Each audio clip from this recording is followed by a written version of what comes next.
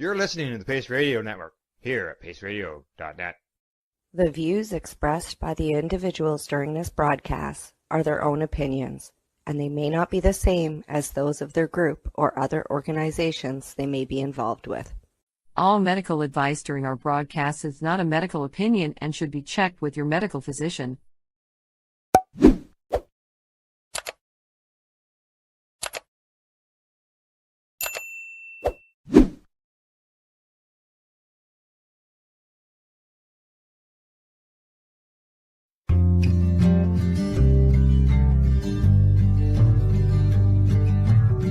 I want to talk about news, don't want the drama. From no pretentious media Madonna. I found me a great ganja mama. Cannabis and coffee with some marijuana.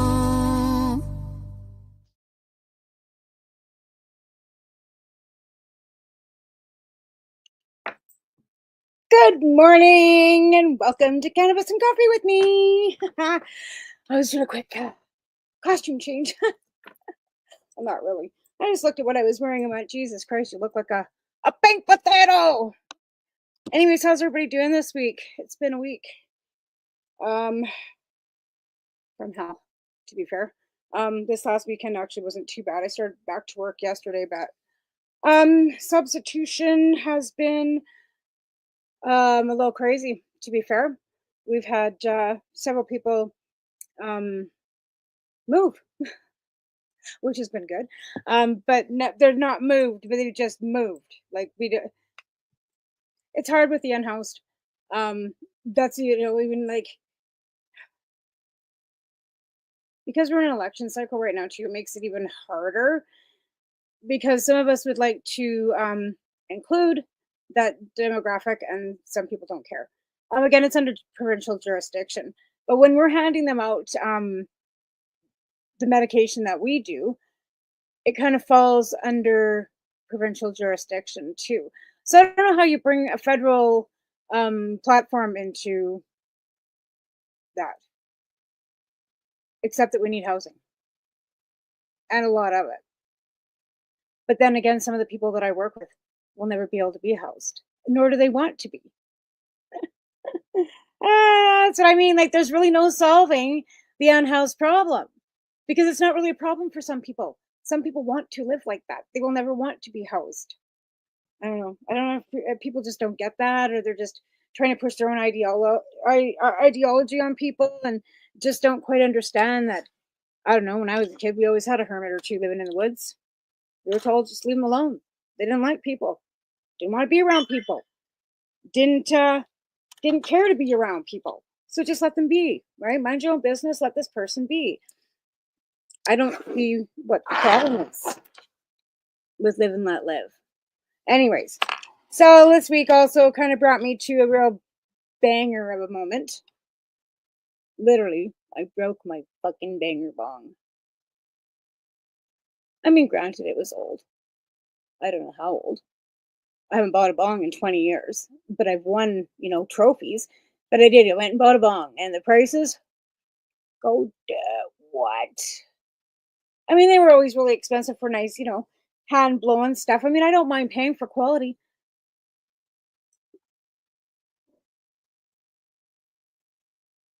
This little guy here that we tried using once, and it was rather difficult to use because when you've got an email, right? So you got your email. This is what we're trying to use. Email into here. What's happening here? Anything bigger than this? And I wasn't at the legal store. I was actually at like one of our old bong stores. But anything bigger than this was over $100. This was still like $50+ dollars. Like, what can I show you to like even like? Where's my lighter? Where's my lighter? There's a Bic lighter. That's a big Bic lighter, okay? Bic lighter sitting on the. And sure, it comes with this, and we all know what happens with this. They break after, you use them twice. And then you also need a cart to go on top of that, right? More money. But this little baby was Pulsar Froggy Fun Guy Glass Dab Rig, $52.50. Unusable now. So we used it once. Like I said, we used it once. I'm going to clean it up and use it for a waffle for the substitution program. But yeah, so that'll be up for grabs and all proceeds will go back into the substitution program. I don't know when I'm going to do it, but that's, yeah. So it was kind of like, why did my thing have to break? Like, but again, when you've used the same, thing over and over and over again for, what's in here? Oh, I don't want to drink that. That's a few days old. See, what is in there? Oh yeah, it's a ice cap. Well, melted. So yeah, so I went out to visit my lovely partners in helping me with the substitution program yesterday. So if you're in the Kootenay area, you can head out and please support Dirty Darts Trading Post out on the Tunaha. And again, I'd like to acknowledge that I live, love, and work and play on the beautiful Tunaha Nation, which honors also the Akam, Lower Tobaccos, and Lower Band. I think that's all of them. Yes. I hate to be not mindful of that. But anyway, so I go out there and I take them stuff and then they flip that. And then all that money goes into the substitution program. So I went out there and I had taken them like 6 cookies. They sold them all. They were gone. And I mean, I didn't charge a lot for them. I think they gave me $20 for 6 cookies. Well, that $20 again then turned into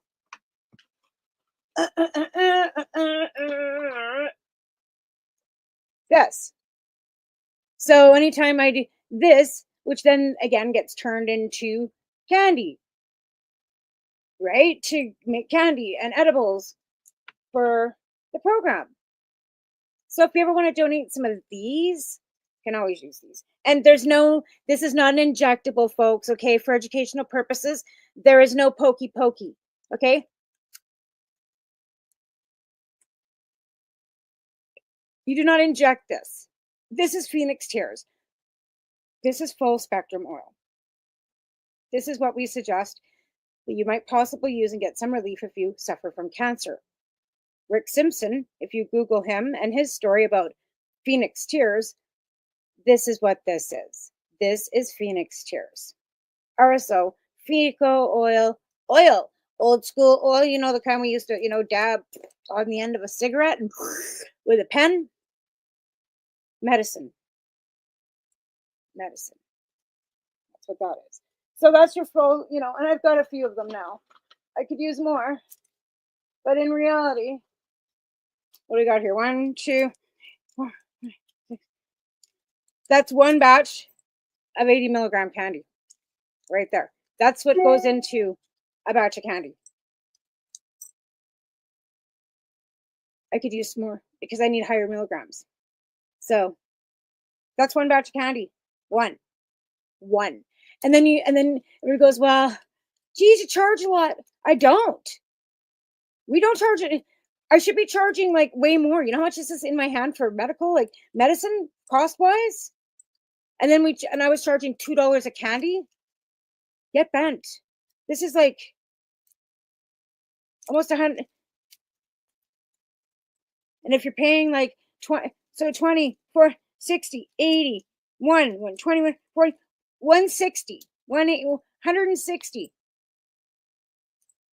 If you're buying it retail, right? For a $2 candy, do you get, now do you understand why edibles cost more and why they don't allow the legal market to let you have any more than 2.5?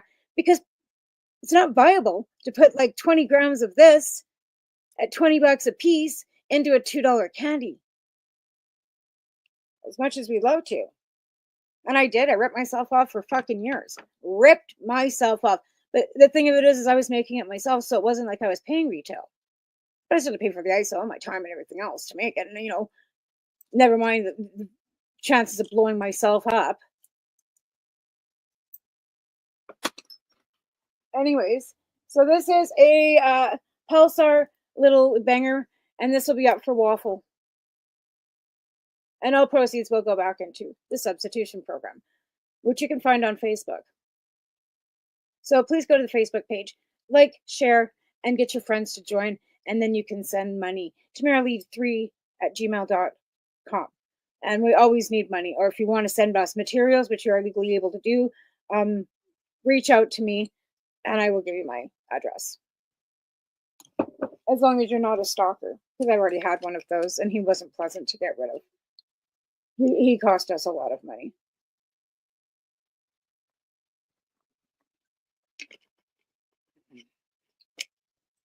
Anyways, we don't discuss those things. Last week we were talking about growing. I hope you guys got your seeds popped. Actually, during the next, when I do my break, I will. You'll never believe what I found in the bottom of a basket. The stuff I found in the bottom of a basket was like absolutely fucking crazy. Anyway, so propagation too, like if you're actually growing from clone. So this book, I believe you can pretty much get it on Amazon. I'm not even sure where I got this. It was probably given to me, but it's like $25.99. I'm sure you could get it somewhere. And if you don't have, any of this, most of the stuff you could probably find online too. But it's good to remember when you're, like I said, the bottom line when you're growing anything, don't overwater it. Don't overlove the plant, right? Don't. Check your pH levels in your water, because keeping your pH level at 6.5 is imperative. And most people's water is not at 6.5 coming out of the tap. Bump it down, pH level. You can get bumper up, bumper down at most garden centers. Good nutrients. And if you're using and making your own organic, make sure that your worm castings are fresh. Make sure that you're not using anything that's going to cause, like, your manure and stuff, like you're using sheep, chicken, steer manure, right?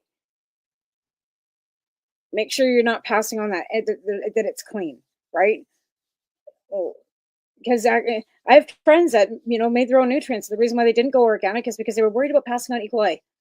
Because organics can cause on those bacterial infections, botulism, E. coli. You're dealing with fucking manure, right? Even myself, I don't use any of my chicken shit or any of my rabbit shit in any of my, unless it's sat and been baked in the sun for at least a year.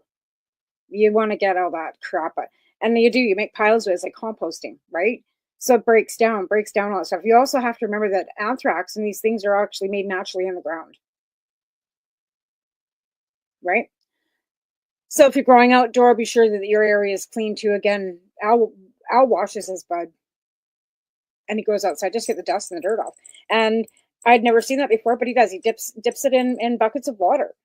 And he's got videos of that. And I think, if you're growing outside, again, you have to be careful where you're growing, because unless you're on a property where nobody can see them, you're at risk of either theft or having some issues with, depending on how douchey your neighbors are. And that's always fun. You have douchey neighbors. Okay, let's see, what else was I talking about last week? Seeds, growing.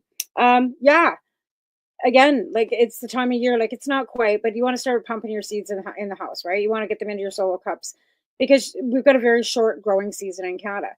Again, if you're growing outside, you're not going to get, unless you've got a 4-week strain or autoflower, you're not going to get any buds off in time if you've got a 12-week strain if you're growing outside. It's near impossible. You're never going to get 12 weeks of 12 and 12 spectrum. It's just not going to happen. You're going to have to bring them in and finish them off, and that's a lot of people do, but if you put them in the ground, it's pretty hard to bring a tree in unless you're planning on, hanging lights on it for Christmas.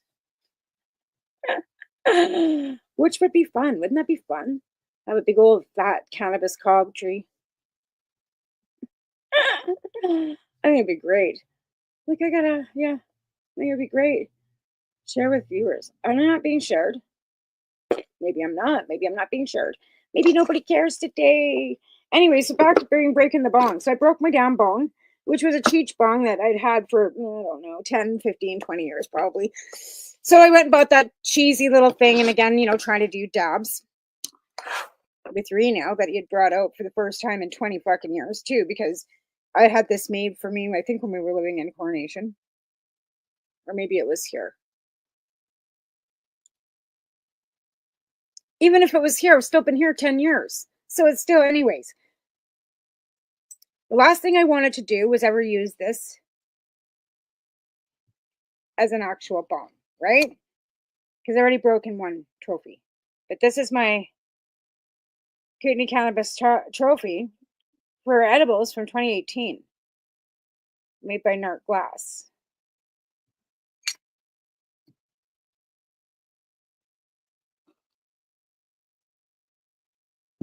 Am I kicking my ass? I am. Because look at this. This is another thing that pisses me off so bad. I'm going to have to get a hold of them. I'm not even sure they're blowing glass anymore. Like, to be honest, I'm not. Oh, move that up a bit because I'm probably not wearing any pants. Why should I? I don't have to work till 3 o'clock. Put pants on until I walk out the door. Anyways, this is my other beautiful trophy that, Nart Glass, I have commissioned for our trophies for Cannabis Cup back in the day.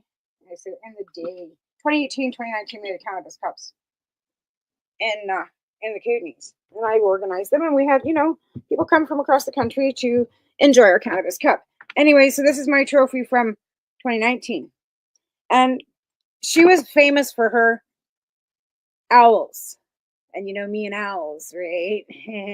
So all of the trophies had an owl, right? Well, as you can see, this one's now missing an ear and it's broken. Now I had a pendant also made as a purple one. Same thing, missing an ear. I don't even know where it is right now. I think it's in my basket over here. And I was going to reach out to her, but then I got to wrap them up, ship them off to Nelson, have her fix them, and then ship them back.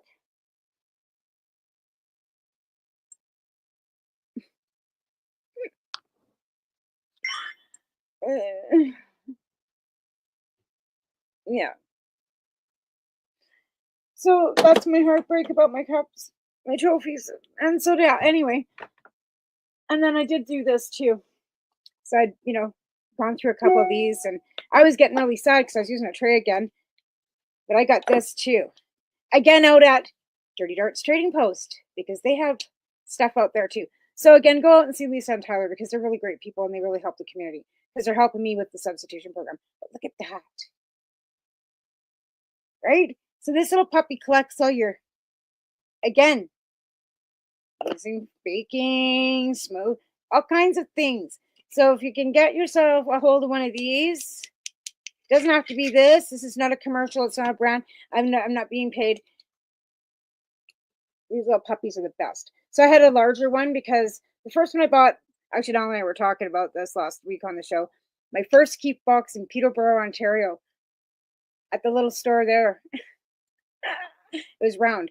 And then a friend of mine came up with her boyfriend and he used it for a fucking ashtray and wrecked the screen holes. So she replaced it with a bigger one of these. And again, she comes down here for a visit and burns the other one. And then it fell apart because I tried putting tape underneath on the screen to fill the hole. Oh my fuck. So it was literally when it died, it was literally falling apart. I cried, but I lost. Anyways, that's the story of the boxes. Because I really like them. They're just the best thing ever. Anyways, so I am going to again endorse the Dirty Darts because they have some nice product out there too. And again, they helped me a lot with the substitution program. And just if you can go out there, go. And if you need directions, I can give them to you. I will not do it over here because I don't want to put them at any more risk than there. But they are on sovereign land, and they do, I believe, have support of the band. And as long as you've got support of your band and you're doing whatever and you've got whatever, I don't think it's anybody's business. Now, I know they have a new chief out there as well. Joseph Pierre, who was the inherited chief as well as the elected chief. His mother was the inherited chief, Sophie Pierre, is not the chief, elected chief anymore. He's, I would imagine, still I don't think they lose their inherited chief status. I'm not sure how I can't speak to that. But they have a new chief out there. And I think a few things was changed because I don't think the the former counsel was educated or well informed, even though his wife is a patient. Anyways, yeah, she's been on my show. Nice lady. But again, I can never understand any First Nations or anybody connected to them. Of course, I understand not wanting to have any governance having to do with the Canadian government for, reasons that I totally understand. But when you have to have change and want to have change, the last party you want to fucking be pandering with is the Conservatives on anything. And don't sit here and tell me that Poilievre has said that he will protect cannabis and blah, blah, blah, and won't do anything. Have you read their declarations and policies? Have you? So it's not a matter of what they say, it's where they say it and how they put it. If you go into their declarations, they got First Nations down about 112 after they take transgender women out of sports. If you go into their policies and declarations, cannabis really isn't in there at all. Like, it's not really a thing. I don't even know where to look for it. Under health, under crime, under boots, not suits. Like, where do you even find it? And right now, that's the least of my fucking questions on what Poilievre's going to do with cannabis. I want to know what the provincial governments are doing with the fucking tax money already. And that's got nothing to do with the feds. Again, cannabis has been kicked back to the fucking provinces, like healthcare and education and everything else. So either you fucking change the jurisdictions or you take the power away from the provinces. And we got 13 fucking economies right now and 13 fucking premiers trying to pander to an orange potato and get with different fucking values all across our fucking country. That's got nothing to do with, it's got everything to do with cannabis. Because cannabis is under what? Medical? Is it under crime? The orange potato doesn't really have it in his view either. So we're not really on the radar right now when it comes to our meds and cannabis. It's another industry like liquor and lotto to them anymore. We passed it, legislation's there. Move along, little girls and boys. I don't think they give a fuck. I don't really think it's anything on their radar right now, especially, okay, so I know that there's tariffs, right? Another reason why we'd like to, why you need to tear down the tariffs in between provinces and make Canada have one economy instead of 13, because then we could trade in between our provinces without tariffs, so that maybe some of our licensed producers would quit selling their cannabis abroad and bring it home. Because I know for a fact that Dykar here in town is pandering to other countries because they don't like the excise taxes in between provinces in Canada. Are they going to tariff the cannabis? Are they going to be tariff? We don't send cannabis to the United States. It's not really an export to the United States. So, tariffs on cannabis. We don't export it to the U.S. We don't import it from the U.S. And that's still against the law unless you're like, Chuck Rafiki taking, 300 pounds on a plane. Just saying. Anybody remember that? Oh, and I said it out loud. I'm pretty sure you could probably Google it.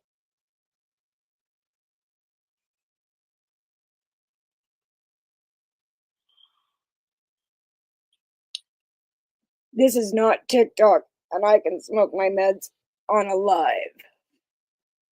Sometimes Facebook doesn't like it. It might give us a community violation.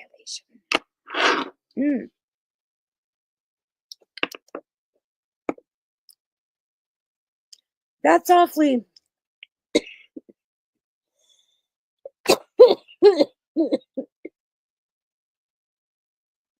piney.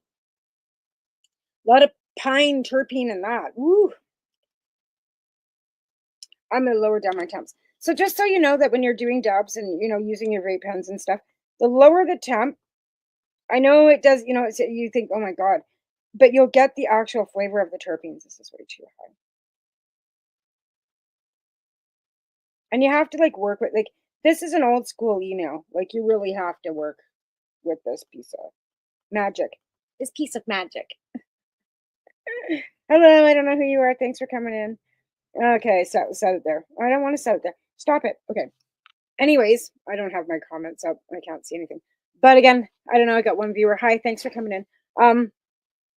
But yeah, so the lower your temps are, and then it went right back up to where it was. Like, what in the actual? Yeah, don't do that.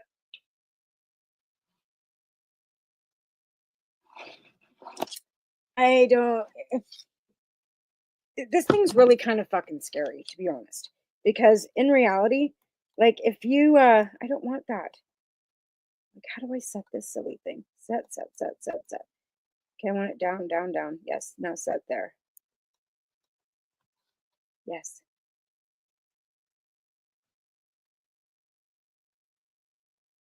Okay. Anyways, the lower your temp is on your nail, or on your vape, the better terpene flavor you will get, right? And they're also saying that the terpenes are actually, more of the medicine too, and your flavolines, right? And a lot of people don't talk about that in the CBHs and the CBGs. They're always talking about CBD and THC and THCA, but the CBGs and the CBNs, and that's what they're finding. The CBGs are actually what the pain and inflammation is from the CBG in the plant, not actually anything that we haven't even really started talking about yet. I'm just learning about it more and more now because of well, we have a fellow that's local that's actually helped sponsor the cannabis substitution program too. And he has a company called zerohigh.ca. And because he has specific tinctures.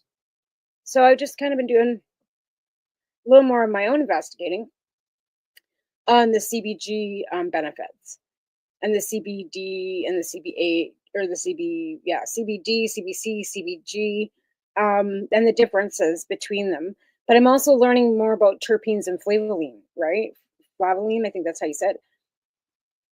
But again, there's not like you can go to some university professor and say, hey, man, there are a lot of people with a lot of knowledge out there. There's a lot of people that will have answers to your questions. I want to be the person that can answer those questions. So I do a lot of investigating myself.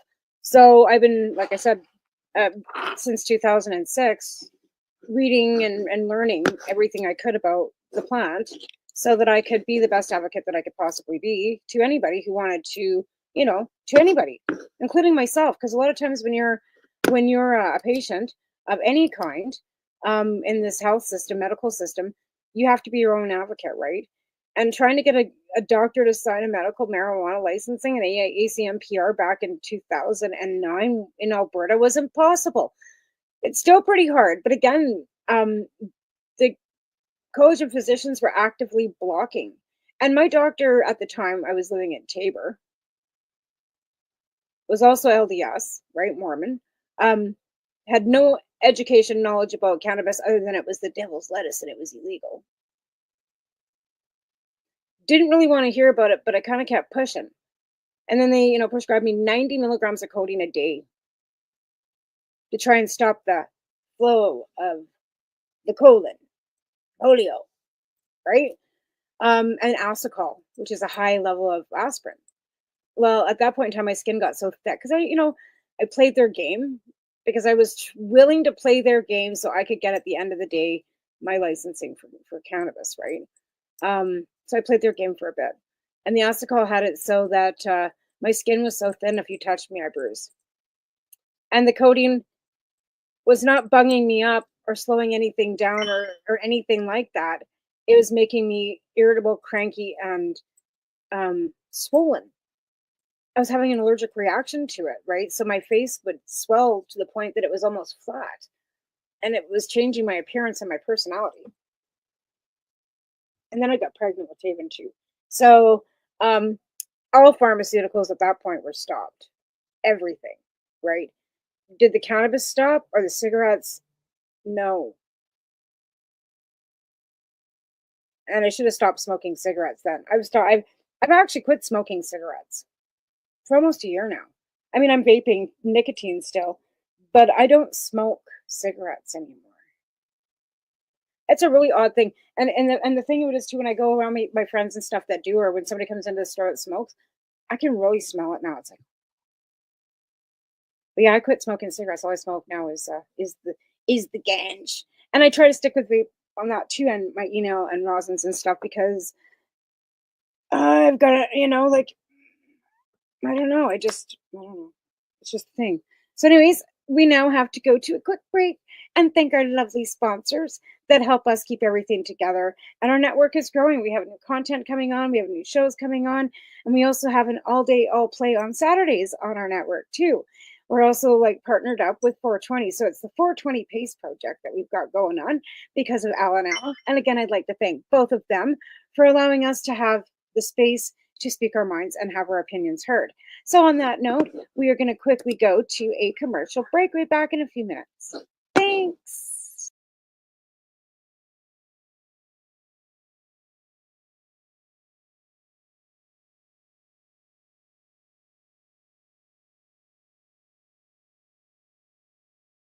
You're listening to the Pace Radio Network here at paceradio.net. Camelford Lifestyle Shop, open Monday to Friday from 10 till 7 p.m. or by chance. Check out our flags, our t-shirts, plus our hats, and look of that supply of rolling papers, plus much more. We've got bongs and your favorite herbal vaporizers. Look at all the incense we have, as well as for those who collect knives, check out these knives in our collection. And while you're here, stop in to see Shay at the piercing room, where you can get poked by Shay. Daily deals, check them out. Camelford Lifestyle Shop, 17 Bridge Street West, Camelford, Ontario. What do you find at paceradio.net? People advocating cannabis education.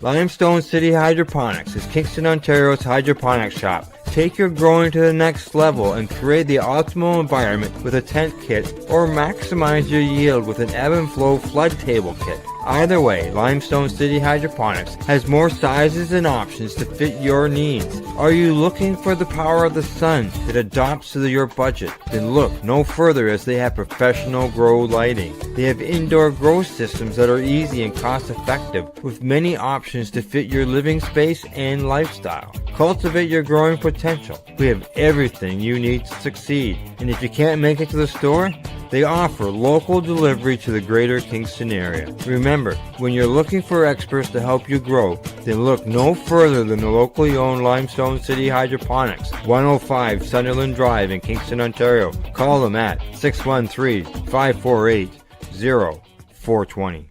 Rerolled Saturdays. Check it out. Nothing but non-stop cannabis and psychedelic programming. Find it at 420pace.ca. You're listening to the Pace Radio Network here at paceradio.net. All right, we're back. Thank you again to our sponsors. And I think Legacy 420 still may be up for sale. I haven't heard that it's sold, but Tim's a great guy and wants to retire. So it's an amazing facility. I've never actually physically been there, but Al has. And I've been on several live location events where Al's gone and done live from location events. And I've been on the program and done a tour, like virtual tour, but seeing the inside of that facility and the lab and the fact that they have got a commercial kitchen and a baker and all the. I wish I was rich and was of a different nation than I am. I'm not from any nation, but I shouldn't say that because I don't ever wish that I wasn't who I am. But some days I do. Is that weird? I don't know. They call it mental dysphoria when you wish that you were somebody that you're not. They have a mental disorder, I guess, now for everything they can label. Apparently, that's what us liberal bleeding hearts do. I'm like, what the fuck are you talking about? No, we don't. Anyways, yeah.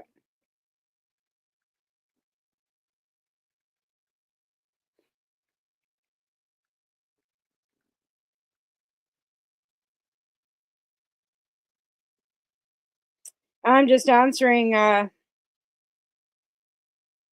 and this fellow, it's not any news. I'm involved in this liberal election campaign. Anyway, he's one of our volunteers, and he wanted to know more about our own house, and was asking questions about what I do with the cannabis substitution program, and how now he's asking me like how I fund it.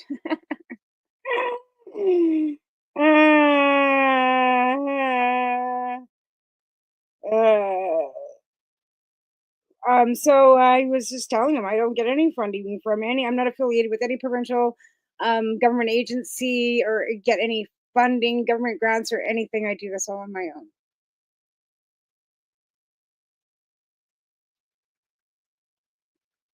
So, yeah.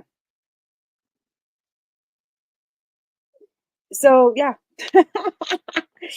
What government funding do I get? Like, what? What do you mean? Like, what funding do I get from the government for substitute? None.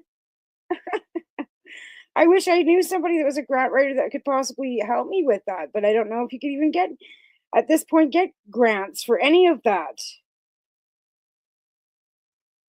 Anyways, I think that there's a group in Vancouver actually that's been lobbying the land lease substitution program with a couple other people that I don't care for to get it so that there are funding, but they're thinking like, to me, it's great to have this, but are you helping just your own club or are you helping us all?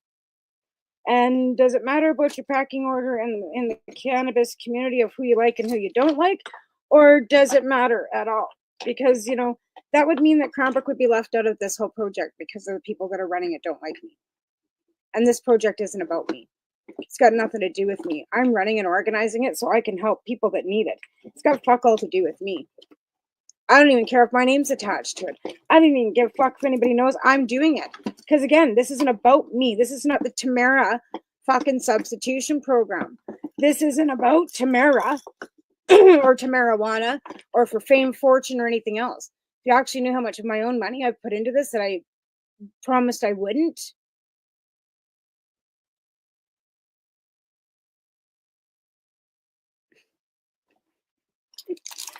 You think bags and fucking stickers and fucking and the ink that goes in the printer was actually money that was given to me?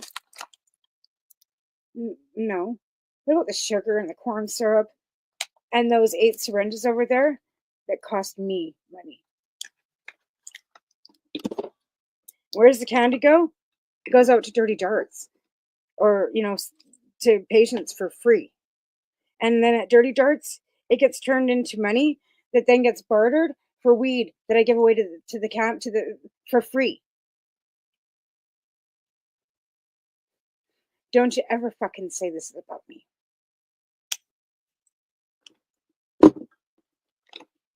Anyway, but that's what would happen. They will get their grant writing and their funding from the government, and they don't like it. They'll just leave you out. They'll say, oh, she can figure it out for herself. Heard that a few times. And then when I do, oh wow. Then I'm accused of being hard to work with. No, I'm not. I'm just tired of taking your shit and having you fucking, step on my back to get over me. Don't want to be partners. You just want to fucking suck all the information out of my brain and then fucking use it. It's just like, okay. Okay, here's my other little pendant with a broken ear. This is actually a pendant that you wear. It's a bit big and bulky, but it's what I wanted. I wanted to know because, I collect owls. Isn't he cute? He's so cute. But yeah, she's got a real a talent and a real style. for these, right? But yeah, missing, and I don't know where the ear went either.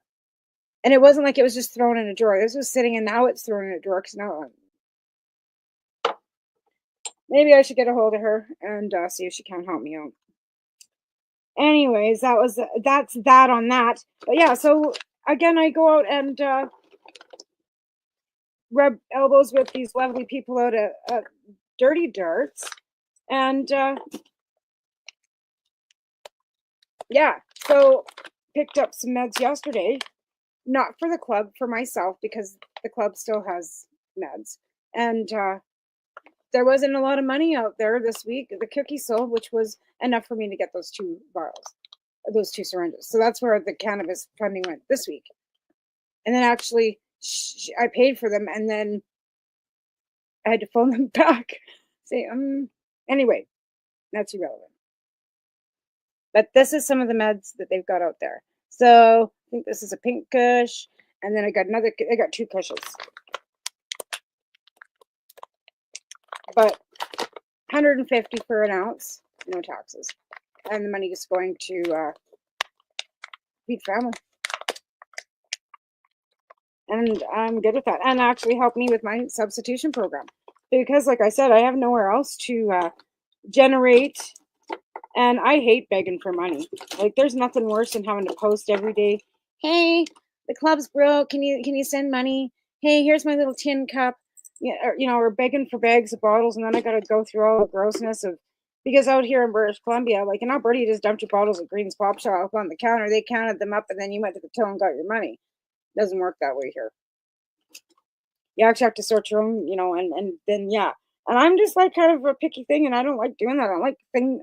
I have a hard enough time holding the dirty broom. Like after I've like cleaned up pee pads, I got to wear gloves to do that. I will not touch any of that. I know I'm a princess, right? The debutante. Remember, folks, I'm the debutante. The little debutante.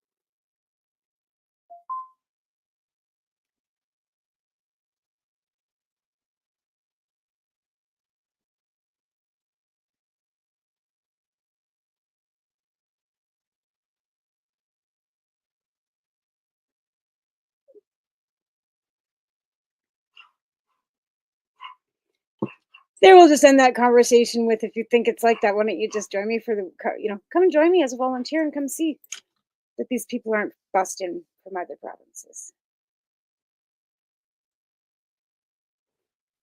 I don't know what it's ever going to take to have people realize that the people that are living houseless and unhoused on the streets aren't there because they want to be. And some of them do want to be. You cannot control what other people do. But again, we've got a provincial leader in Alberta. We don't, because I don't live there, but whoever's in Alberta, who is trying to control the masses that way. Jail, jail not bail, and blah blah blah, and putting incarceration's never helped anybody. And if you're going to incarcerate people, then put the rehabilitation programs back in that you cut,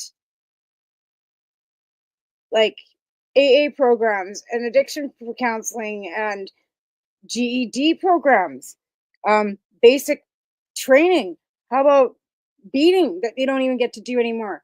You don't even get to get your GED in a provincial jail anymore. I'll tell you, my brother works there. there's been cutbacks. So when they say jail, not bail, what are you going to do for rehabilitation then? You can't just stuff people, especially people with addiction problems, in a cell and walk away. Throw them into general pop. You're going to have them basically learning to be a better criminal. Institutionalized becomes fairly easy. They'll tell you that then they feel safe. I heard that right in my daughter's face. When she got to jail, she felt safe again because she wasn't having to worry about where she was going to find her next fix. And it was warm. Not that she was going to get her next fix in jail, but it was warm. And when she hit Lethbridge, there was nothing for her to do. She could apply to be a cleaner. And then she's got her uncle in there watching her. So in the interim, they've transferred her out to a different facility in northern Alberta. But I think that's one subject that people want to throw out there and throw at me and think that, they're going to win. You're fucking not. I've lived it. I've got a daughter that's dealing with it.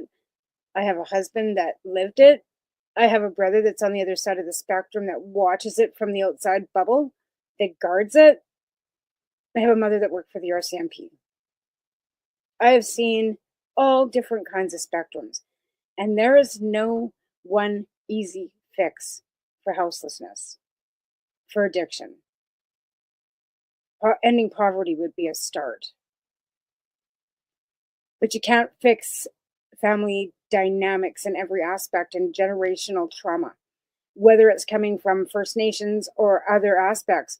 Alcoholism has been a real thing for decades, and that's generational too. I believe that a lot of people are undiagnosed fetal alcohol syndrome and don't have the social skills to be able to be mentally capable of doing anything that's considered normal. Does cannabis help these things? On some levels, yes. But when you're dealing with mental health issues that are brain chemical issues like schizophrenia or fetal alcohol syndrome, attention deficit, OCD, addiction, these are mental health issues, even depression and anxiety, right? That you don't have autonomy control over, right? You don't have your own, say you break your arm, you have enough control that you can go get that fixed. It's, set into a cast and then, off you go, right? With your brain, it's a little different. It's not as easy as casting it, repairing it, and then off you go. 6 weeks, you're healed. Mental health has all kinds of different valleys and curves and every kind of thing you can wing at it sometimes, depending on the mental health. So addiction, again, is a mental health issue. Now, cannabis isn't something that's going to fix that either, right? It can help alleviate some of the withdrawal symptoms. It can help you along the way, but it doesn't cure that in your brain, right? So again, a chemical reaction, something within the brain that actually might need something to balance it differently, right? They're actually finding that Ozempic, right? And we've talked about icobene and these things before that resets ketamine and all these other like natural things that can psilocybin that can reset your brain for addiction and these things too. Give you a real cleansing, resetting kind of a type of deal, right? Psilocybin is something that a lot of people will, do on a large, not large, but a higher dosage, like every few months, because they find that microdosing is kind of ineffective. And more studies that are coming out are saying that microdosing is kind of ineffective. In order to do that reset that you think you might need, it's like a larger dose, like once, over a period of time, not on a daily kind of thing. But anyways, that's something, again, that I don't have a lot of information about, so I'm not going to speak much on it because until I'm informed more about psilocybin. I know a lot about psilocybin, but like I said, some of the things we've been taught and what with the new studies, because people are using it to reset for addiction, reset for all kinds of things, mental health issues. But again, when it comes to the whole aspect of being unhoused, addicted, what's the answer? I'm just there to help them alleviate whatever I can with a bit of cannabis, which I'm told calms down the whole tent city for at least 2 days after I'm gone. One that's living at home with her kids right now, and we're hoping that I haven't heard from her, hoping that she stays. Right, another one that's not using Safe Supply. We got her still going. I haven't been out, amongst the rest of them for a bit, but I still got my regulars that come and pick up, 30 of them a week off site. And I got to bake this week because apparently we need some more baking out at the Dart. So there's that too. And I got to send somebody else some money so I can get some other stuff sent out. So yes, I do need some money. I think there's about, $5 and change at the store in my little cup. And I know that my bank account's like drained. My own personal one too. Like I can't put any more money in. At this point, the club probably owes me $1,000. So please send money. I'm kidding. Anyways, also, I hope my folks in Ontario see that my dear Al set me up my show this morning. So I'm hoping that their power got turned back on. I know they were running on Jenny's. But everybody in Ontario with the ice storm, I hope you all stay safe. Let's see what else. We've got 10 minutes left. Any more shout outs to what was going on that I was going to shout out today too. I was thinking about it before the show.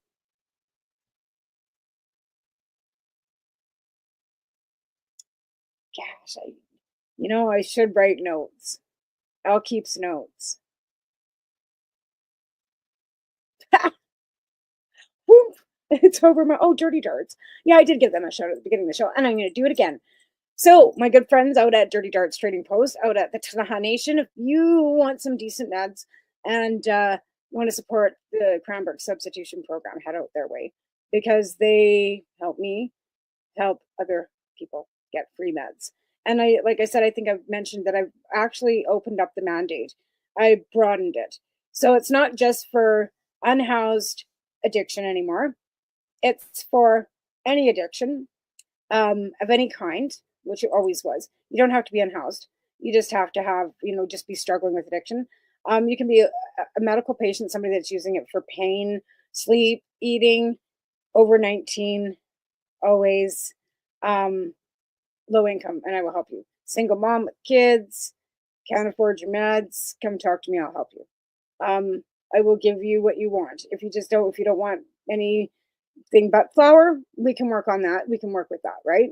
Because I've got some that don't use the edibles. They don't like them. They don't like the feeling of them, so they don't get that. I just give them a little extra flour, right? So we always compensate on that end of things. Right now, we don't really need mitts and toques, but we will need bug spray and sunscreen and stuff for summer heat, batteries like double A's, maybe possibly solar packs, solar lights, yeah, mosquito nets, tarps, because summer's coming, and usually with summer the numbers go up because they don't need to stay in-housed, right? In the winter the numbers are a little lower out at the park because they're in the shelters, and our community is really good for that. They actually, like, when the temperatures get too low, like below -15, there's a group of volunteers that will go and stay up all night and keep watch, security watch, whatever you want to call it, and open up church gyms and allow them inside so they stay warm, so we don't have anybody freezing to death. And that's the thing, like, we've had people actually freeze to death.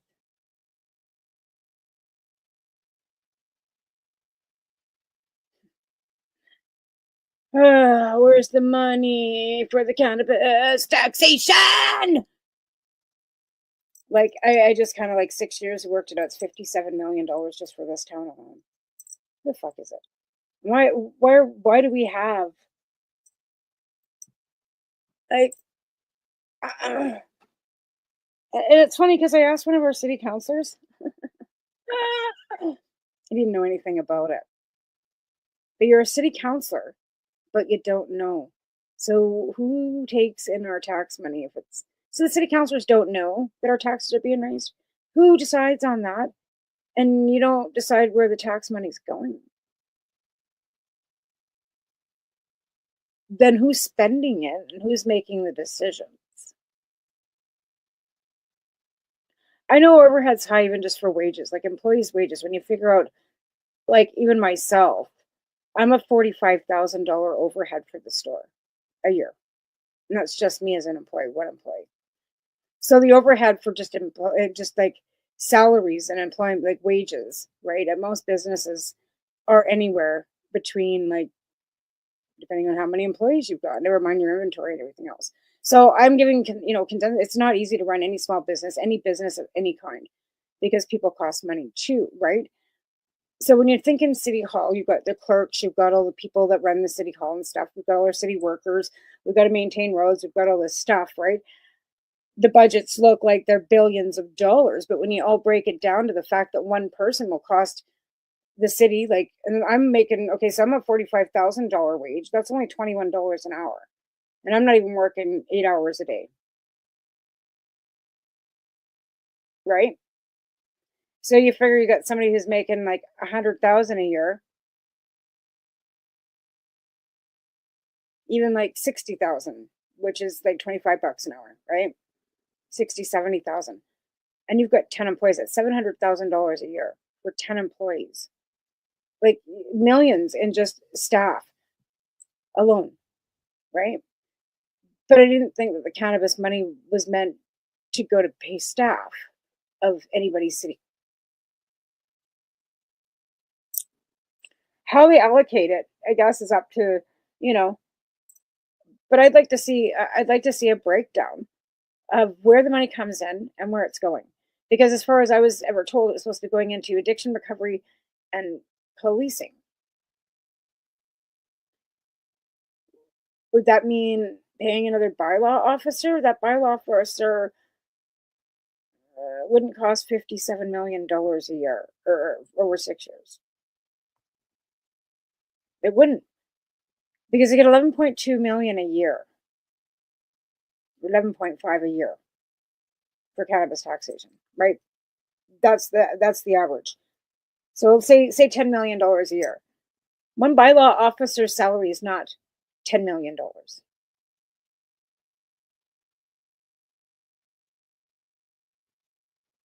We don't have any recovery centers being set up. We don't have any addiction recovery anything here at all.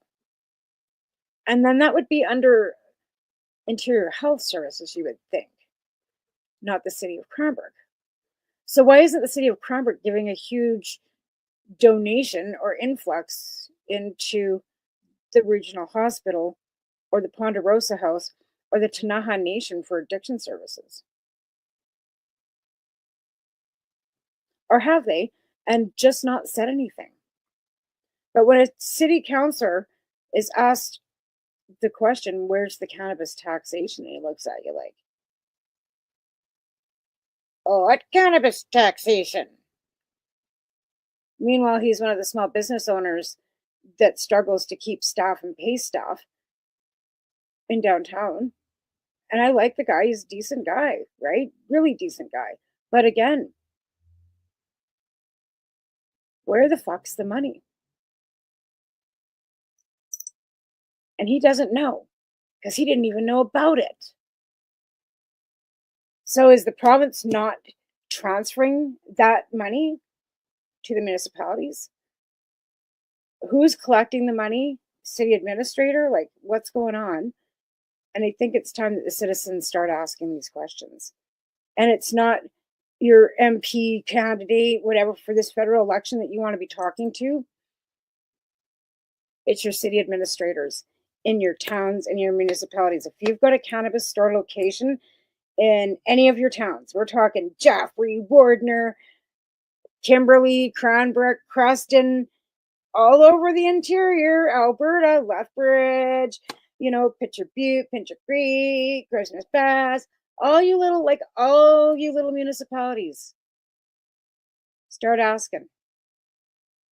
where the fuck's the money? Because I'm sure every municipality in this country could use it.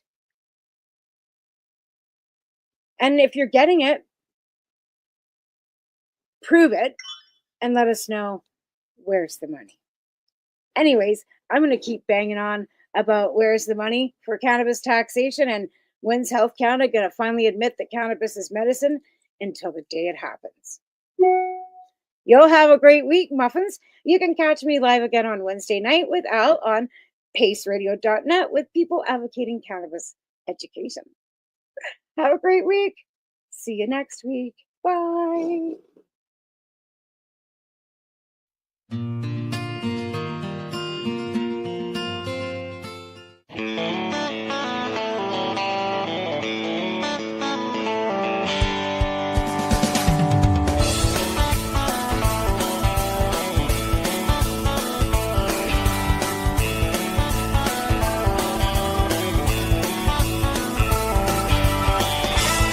You're listening to the Pace Radio Network, here at paceradio.net.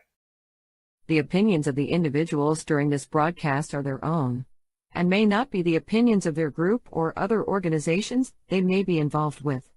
All medical advice during our broadcast is not a medical opinion and should be checked with your medical physician.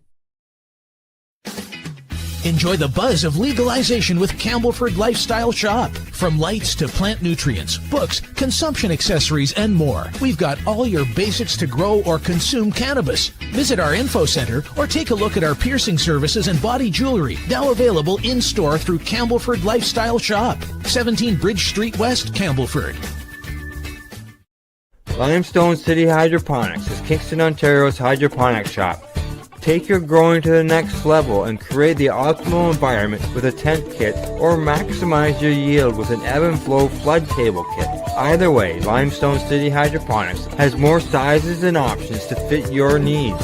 Are you looking for the power of the sun that adapts to your budget? Then look no further, as they have professional grow lighting. They have indoor grow systems that are easy and cost effective with many options to fit your living space and lifestyle. Cultivate your growing potential. We have everything you need to succeed. And if you can't make it to the store, they offer local delivery to the greater Kingston area. Remember, when you're looking for experts to help you grow, then look no further than the locally owned Limestone City Hydroponics, 105 Sunderland Drive in Kingston, Ontario. Call them at 613-548-0420. We are people advocating cannabis education, here at paceradio.net.